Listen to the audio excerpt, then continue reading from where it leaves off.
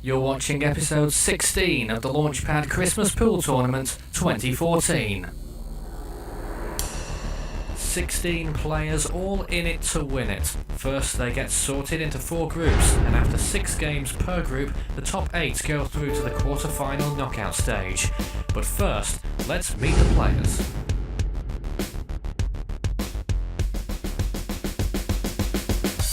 Of the 5 unranked players, Chelsea has withdrawn, replaced by Ben, and we also have Alistair, Tony, Julie V and Julie W. In 11th place was Matthew, and we've coloured him red because he's been knocked out of the tournament. He didn't do very well either, I'm afraid, but we all expected that. In 10th place was Kieran, and whilst he didn't disgrace himself, he, I'm afraid, is also out of the tournament. Lorraine didn't do much better, and she started the tournament in 9th place. She was one of the worst performing players of the whole tournament. I think her rankings will also be going down.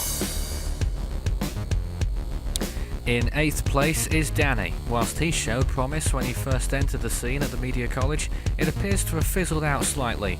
Will he find his form during this tournament? In 7th place was Daniel Buttery, and he's out of the tournament. That's why we coloured him red. That will probably not help his rankings any. In 6th place was me, and unfortunately I lost, but I can take some heart from it because at the moment I have the highest amount of points from the losers. In 5th place was Josh, and as you saw last episode, he got knocked out of the tournament by Tony, but I don't think his rankings will change that much. In 4th place is Tom. He's a relatively new player, but his ability has really come to the fore in the past month and could well be a contender in this tournament. In 3rd place was Maureen, but she got knocked out in the quarterfinals. But still, I don't think she'll be doing too badly in the rankings even so. In 2nd place is Jack. Apart from the odd day or two where his form completely goes out the window, he is definitely one of the elite at the Media College. I'm sure he's hoping his next off day isn't during the knockout finals, if he gets that far. And in 1st place, who else would it be but Dave? And he expects to win this tournament hands down.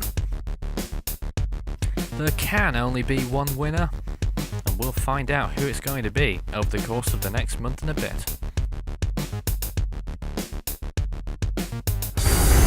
Today we see the last quarter-final, number 4. It's Danny versus Dave, and most people only think one person will be winning this, and they think it's going to be Dave.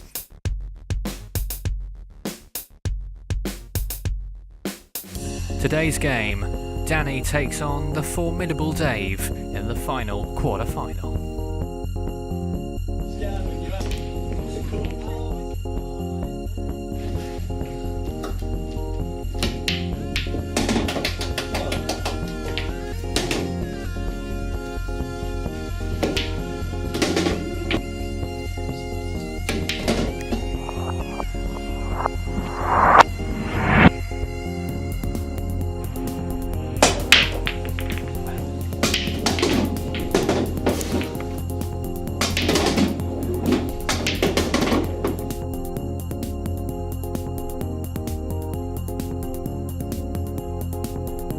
You join us from the legendary Media College Arena where the final quarterfinal is taking place. Live.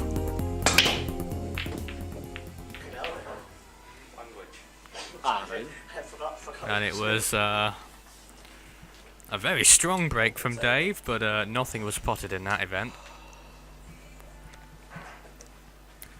And so Danny's first shot goes follows. Oh, he's potted. Somehow the orange number 5 has gone in here. And number 1 almost went in with the second shot. And so here comes Dave with his Santa hat, even though he is playing. Maybe it isn't a distraction, it certainly would be if I was playing. He's missed that one now. Dan's shot now. He's going to go for the number 3 spot and number 7, which 2 balls not far from pockets now. So here comes Dave. What is he going to go for on here? There's plenty to choose from, of course. He can get to pretty much all of them, and I think that's the yellow. Yep, number 9 going in the stripe. We didn't see most of that shot, but it looked well enough, and the number 10 should follow suit. There it is. Perfect angles. And perhaps things are going according to the script so far. Slightly awkward for Dave here though. He has choice, but I don't think there's anything particularly obvious. He's going to go for the number 12 there. Just tapped it. Danny's shot the whites off the table. And the red number 3's been potted. What on earth happened there? It's not like Dan to do a shot that goes off the table. Usually that's reserved for Matthew only. And Kieran every so often, I suppose. Here comes Dave then with 2 shots, and perhaps hits the black on the first because he can. Perhaps with these 2 shots it's going to be stretching his lead. We'll see how he does. And fails to make a big impact there, and Danny has a shot, pots the yellow, didn't quite see it, but he certainly heard it. And now he's going for the number 6 green, and he's missed that. I wonder how important that one might be. Here comes Dave then. It's not the slowest game of all. And he's got the number 12 from there. Looked a bit iffy from our angle. And now he's going for the orange, number 13. Surely that's bound for the top left. And somehow he's missed. Danny takes his shot, and it's not very effective. And I think it might have made Dave's job a bit easier here, because he's going to go for the ball that Daniel moved in the last shot.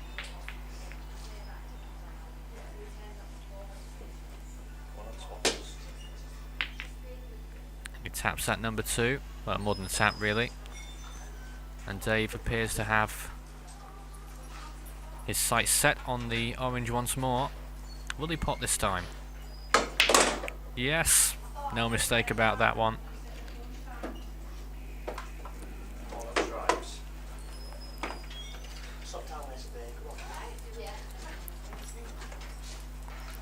And Dave only leading by 1 at this time, but I'm pretty sure that's going to change very soon. Number 15 appears to be next. He was assured that that would go in, but also the white. Perhaps he wouldn't account for that one. Oh, Dave. I was really expecting Dave to get away with that, to be quite honest. And oh dear, Danny has completely wasted his advantage. You cannot do that against a player like Dave. And perhaps that was Danny's final chance to take the game from Dave and instill a surprise. But, of course, Dave still has 2 balls to pot before the black. And a fantastic shot means the red number 11 is also in. And now with 2 shots in hand, he's got 1 coloured ball left. I'm sure he's going to push that one off to the right, which he sort of did, I suppose. But he does have himself set up very nicely for this green number 14 now. And surely he's going to pot that with his ability. And look at that, easily lined up for the black. It looks like it's game, set and match here. No surprise, Dave wins, he's through to the semi-finals. Here's another look at his final shot. It's not so much that shot, which is brilliant by the way, but the lead up to it, in how he potted the green stripe beforehand as well. Positioning of the white ball on both of those were second to none. Let's see what they think of that. You're through. How does it feel to win? I think in the group stages, because you've got 3 matches, that there's a little bit less pressure on. The pressure was on there, I could actually feel it. if I'd lost that, I would have been out. Yeah.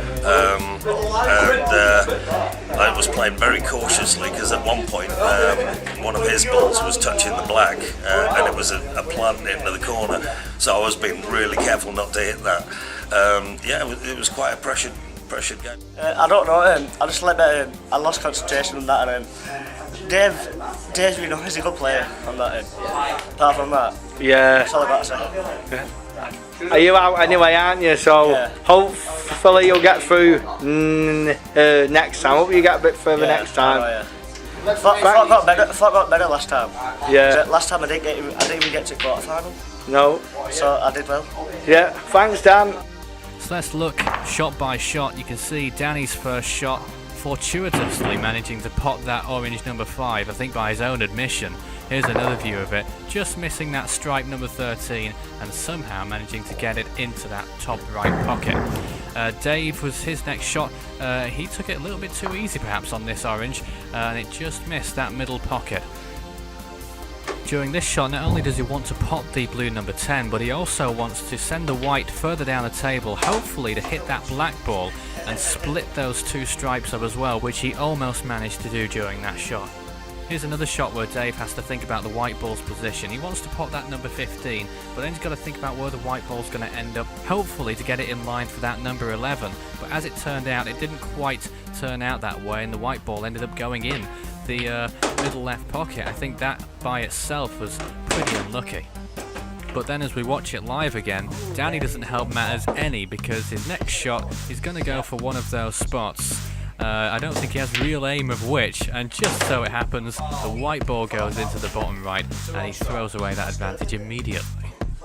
So here's Dave's shot on the number 11. Watch this for a fantastic shot. Brilliant angles, and got that completely right, and more here. Obviously he couldn't pot the green stripe from there, so he's made a position where he could do that with the two shots that he had. And then he takes aim for the green, and then the black. You've got to think about where the white ball's going to end up, and look, it just happens to place itself in the middle of the table. Dave envisaged that as well, and there it goes to black. Fantastic work from Dave. So the quarterfinals are now settled, and the semi-finalists are Jack, Tom, Tony, and now Dave. And they're all going to be playing each other in the next episodes. In episode 17, we're going to see Jack play Tom. Join us again next time at Launchpad Christmas Pool Tournament 2014.